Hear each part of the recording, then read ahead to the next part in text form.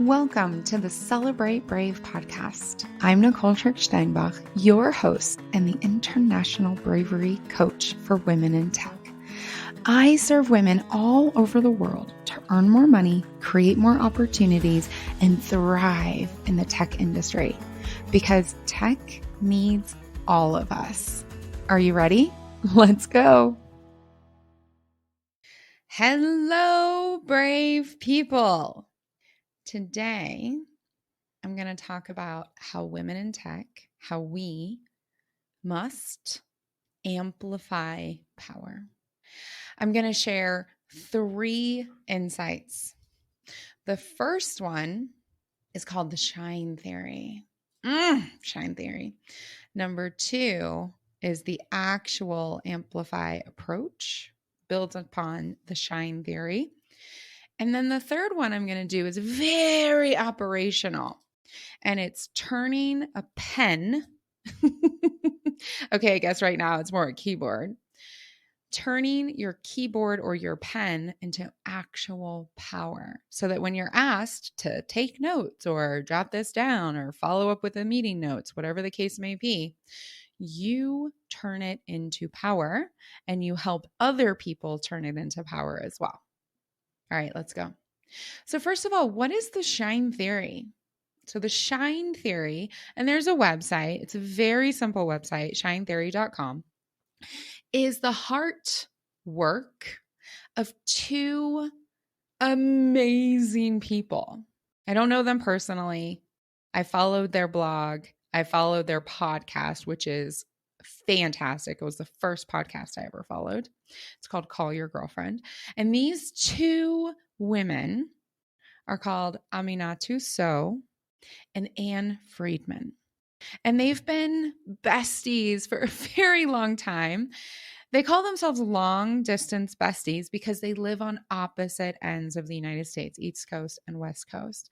And their podcast shares so much insight, personal growth and exposure, and implosion, if that makes sense. Anyways, it's a fantastic podcast. And the shine theory, and a lot of places have tried to use this for like product marketing, and it's very icky. What it really is, shine theory, and I love the way they sum it up. If you don't shine, I don't shine. I don't shine if you don't shine. And it's really about long-term, deep investment in another person so that they become their best self.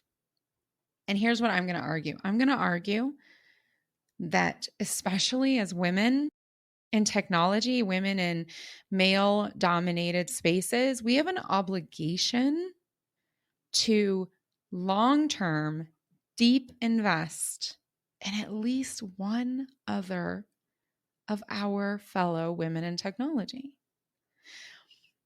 Look, this is not networking. I want to be really clear because I'm talking about deep investment in each other. So let me give you a really concrete story. In 2008 or 2009, I hired an intern. I needed an intern to help with some really, really simple things. And I interviewed a bunch and I chose one of them. She seemed really great. And she was fantastic. And we had a manager to employee relationship for the entirety of her internship. And then we kept into contact. And over years, we saw in each other even more and wanted to invest in each other. Even as her path went a different way and my path went a different way, we continued to invest in each other. Now, did we talk every month? No, because I'm not like that. I mean, I can go a year without talking to some of my closest friends. We may swap back text messages or WhatsApp or memes or whatever, emails, but actually having a heart-to-heart, that's just kind of how my friendships go, especially my closest friendship. And then if they call me and say, hey, I need you, I'm on a plane, I'm there. So we continue to invest in each other. And there have been periods over the last, what does that make that? Many years, more than 10 years. There have been high investment periods to help each other become our best selves. And what does this look like? When she quote unquote surpassed me in seniority and income and impact and visibility in the tech spaces, I was hooping and hollering and celebrating and lifting her into every single channel I possibly could imagine. Because when she shines, I shine. And when I shine, she shines. That is the shine theory. I want to stress again, this is not about networking. When you're doing it right, to quote our two amazing women who made this, Aminatu So and Ann Friedman, when you're doing it right, you can do it for everybody. Now, why did I start with this? Well, number one, I want you to be inspired. I want you to go look at the shine theory. I want you to look at the examples. I want you to see how this works. And I want you to consider how you do this in your career, because we have an obligation as women in technology. And hey, for the men who are listening to this, and by the way, thank you so much for being here as well. I don't talk to you very often, but I appreciate you hanging around, because women have been, not talked to for a long, long time. And we still were able to learn and identify. So I love that you're leading the pack on that. You have an obligation too, gentlemen. Please make sure that you're not just long-term deep investing in, your people, right? Okay. Because you take the shine theory, we're going to go a little bit deeper and we're going to talk about Amplify. So Amplify is a strategy. It's a strategy. And you can either be very clear about it. You can set it up with women in your area where you're specifically working together frequently, or you can just start to do it and you'll be shocked at how quickly people pick up on it and they start copying you, because when you shine, other people shine. Now, that's a very loose use of the shine theory, but let's look at this. So an example of Amplify. So wait, back up. What is Amplify?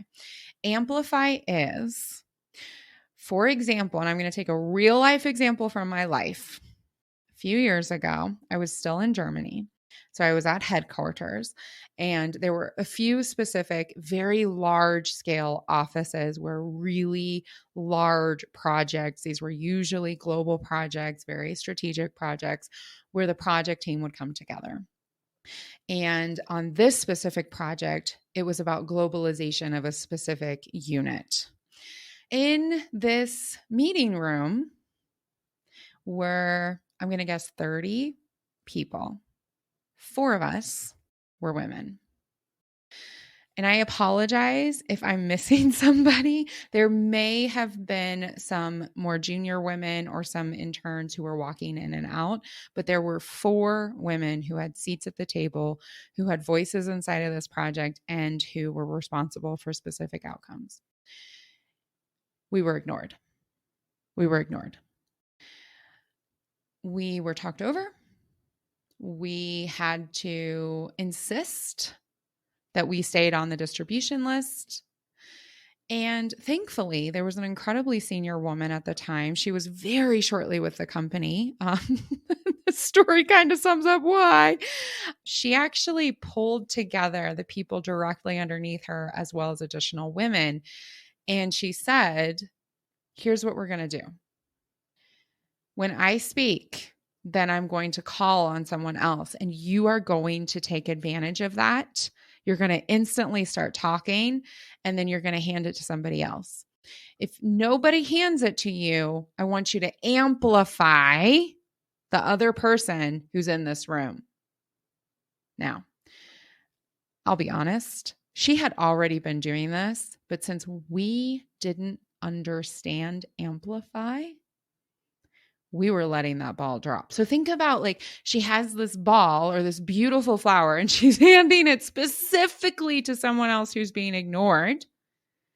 And we're like not noticing the flower. We're not taking the flower, or we take it, but then we just hold it and we're not giving it to the next person.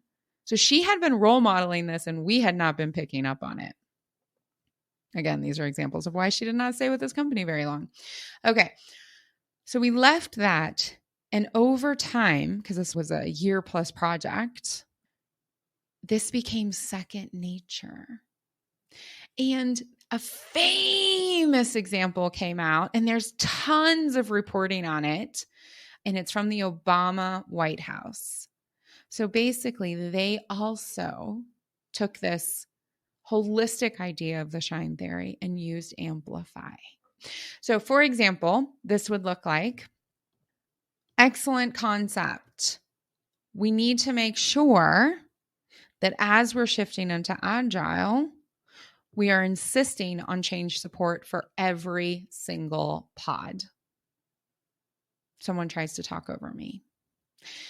Another woman in the room or another ally in the room says, Nicole, fantastic idea. Let's make sure that's noted down.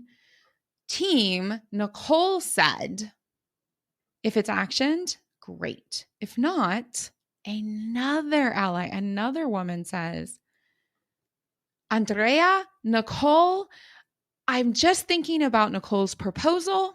That would be so important for our end users that every single agile pod had assigned change support.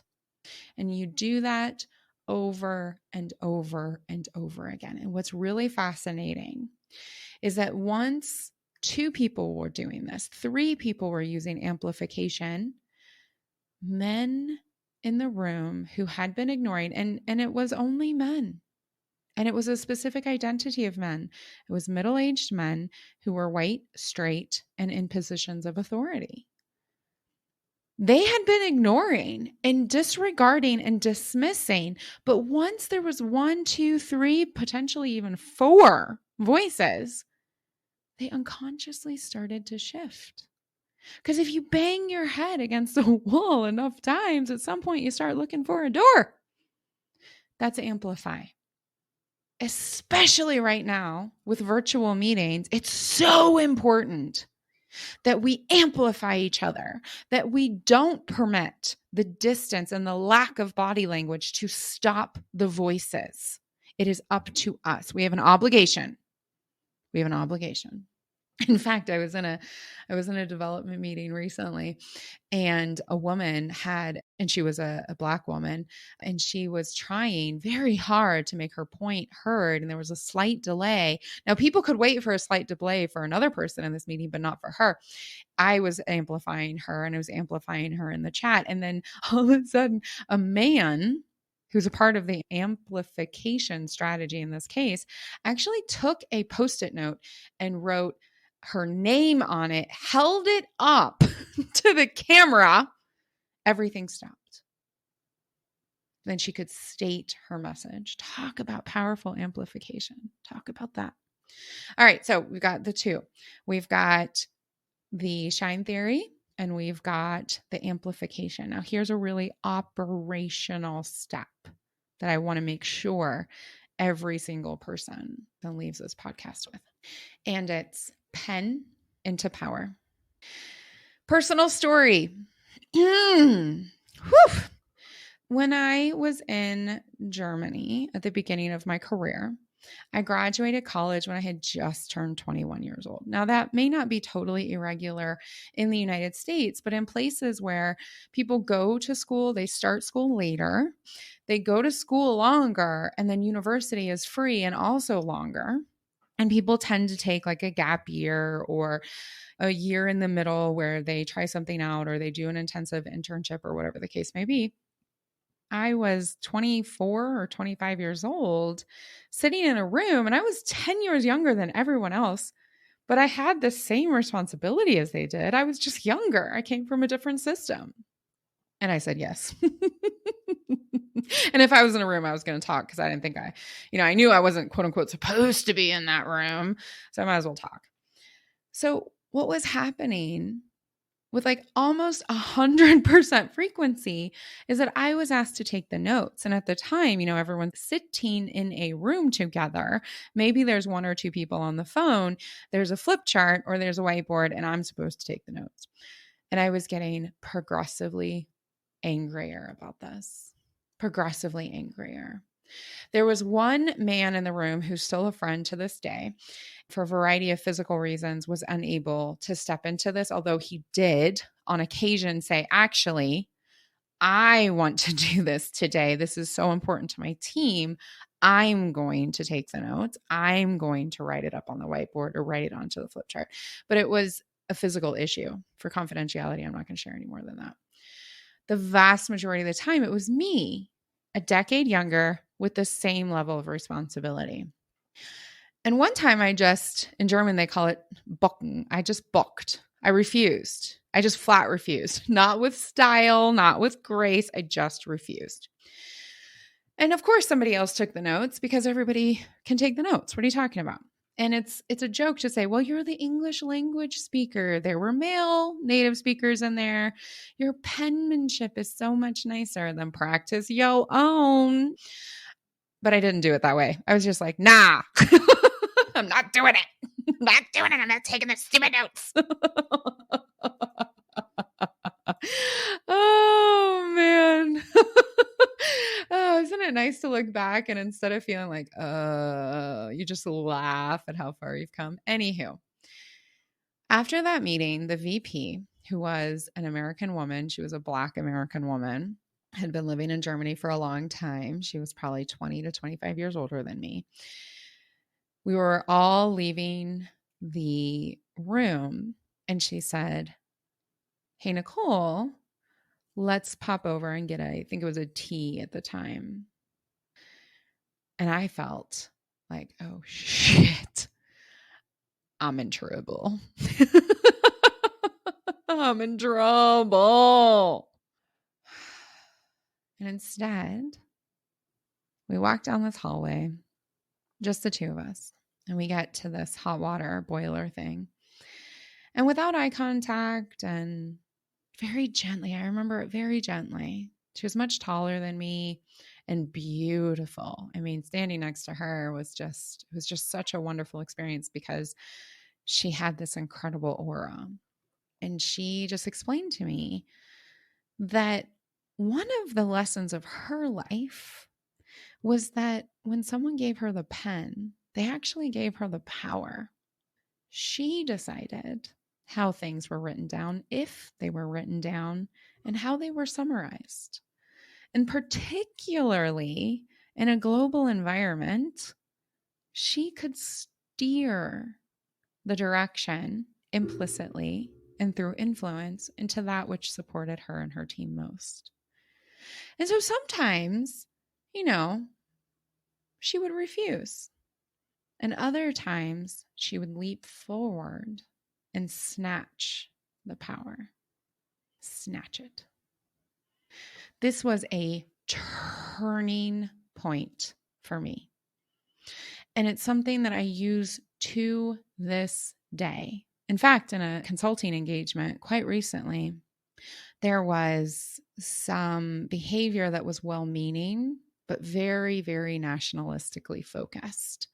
And during a pandemic, we can't be nationalistic. We have to think global. Where are the hot spots? Where are people already being vaccinated? So sure, talk about going back into the office.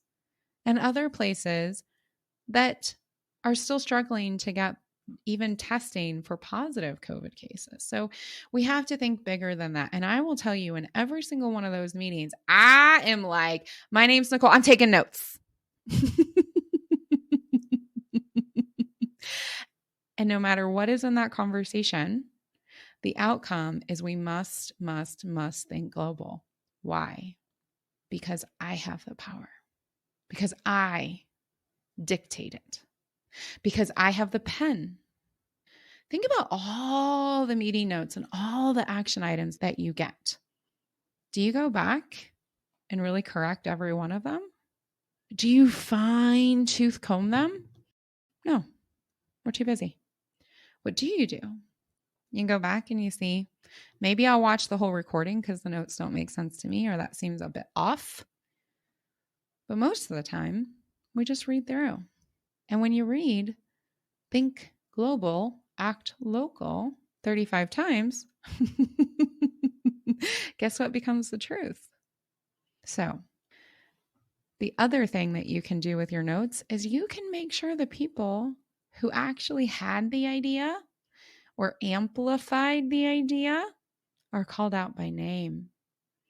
Imagine the power you have to elevate names to executives because you have the pen, so you can help them shine.